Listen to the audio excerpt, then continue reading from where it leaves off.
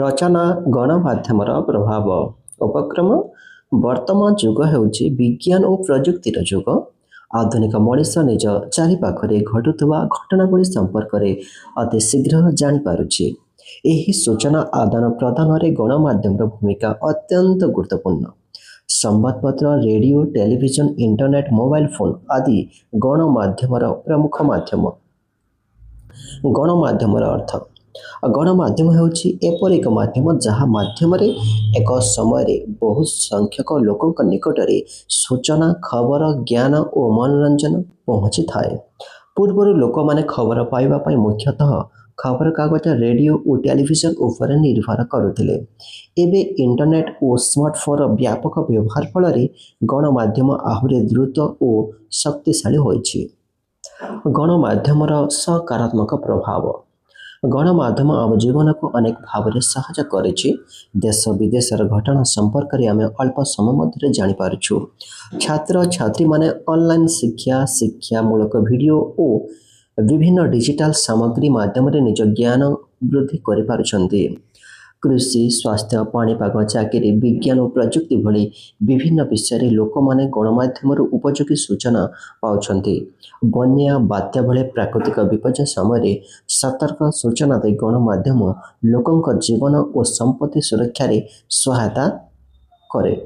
ଏହା ସହିତ ସାମାଜିକ ସଚେତନତା, ଦେଶପ୍ରେମ ଓ ଜନମତ ଗଠନରେ ମଧ୍ୟ ଏହାର ଭୂମିକା ରହିଛି। ଗଣମାଧ୍ୟମର ନକାରାତ୍ମକ ପ୍ରଭାବ ଗଣମାଧ୍ୟମର ଅନେକ ସୁବିଧା ଥିଲେ ମଧ୍ୟ ଏହାର କିଛି ନକାରାତ୍ମକ ପ୍ରଭାବ ରହିଛି। ବିଶେଷ କରି ମୋବାଇଲ ଓ ସାମାଜିକ ଗଣମାଧ୍ୟମର ଅତ୍ୟଧିକ ବ୍ୟବହାର ଛାତ୍ରଛାତ୍ରୀଙ୍କ ପାଠପଢ଼ାରେ ବାଧା ସୃଷ୍ଟି କରିପାରେ। ଅଧିକ ସମୟ ମନୋରଞ୍ଜନମୂଳକ ଭିଡ଼ିଓ, ଖେଳ କିମ୍ବା ସାମାଜିକ ଗଣମାଧ୍ୟମରେ ବିତାଇଲେ ସମୟ ନଷ୍ଟ ହୁଏ।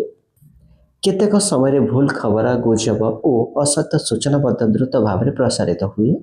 ତେଣୁ ଯେକୌଣସି ସୂଚନାକୁ ସତ୍ୟ ବୋଲି ଗ୍ରହଣ ନ କରି ତାହାର ସତ୍ୟତା ଯାଞ୍ଚ କରିବା ଆବଶ୍ୟକ।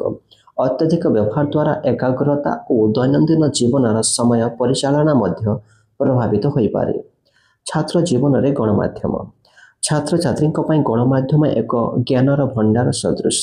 ପାଠ୍ୟପୁସ୍ତକ ସହିତ ଶିକ୍ଷାମୂଳକ ୱେବସାଇଟ୍, ଭିଡ଼ିଓ ଓ ଅନ୍ୟାନ୍ୟ ଡିଜିଟାଲ ସାଧନର ସହାୟତା ନିଆଯାଇପାରେ, କିନ୍ତୁ ଏଥିପାଇଁ ସମୟର ସଠିକ୍ ବ୍ୟବହାର ଓ ଆତ୍ମନିୟନ୍ତ୍ରଣ ଆବଶ୍ୟକ। ଶିକ୍ଷାର ଉଦ୍ଦେଶ୍ୟରେ ଗଣମାଧ୍ୟମକୁ ବ୍ୟବହାର କଲେ ଏହା ଛାତ୍ର ଜୀବନକୁ ଅଧିକ ଜ୍ଞାନମୟ କରିପାରିବ। ଉପସଂହାର ଗଣମାଧ୍ୟମ ଆଧୁନିକ ସମାଜର ଏକ ଅପରିହାର୍ଯ୍ୟ ଅଂଶ।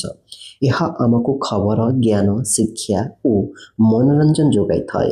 ତେବେ ଏହାର ଅତ୍ୟଧିକ କିମ୍ବା ଅସତର୍କ ବ୍ୟବହାର କ୍ଷତିକାରକ ହୋଇପାରେ। ତେଣୁ ଗଣମାଧ୍ୟମକୁ ନିୟନ୍ତ୍ରଣ କରି ବ୍ୟବହାର କରିବା। ଗଣମାଧ୍ୟମ ଦ୍ୱାରା ନିୟନ୍ତ୍ରିତ ନ ହେବା ହିଁ ଆମର ଲକ୍ଷ୍ୟ ହେବା ଉଚିତ। ସଠିକ୍ ଓ ସଚେତନ ବ୍ୟବହାର ଦ୍ୱାରା ଗଣମାଧ୍ୟମ ସମାଜର ପ୍ରଗତିର ଏକ ଶକ୍ତିଶାଳୀ ସାଧନ ହୋଇପାରିବ।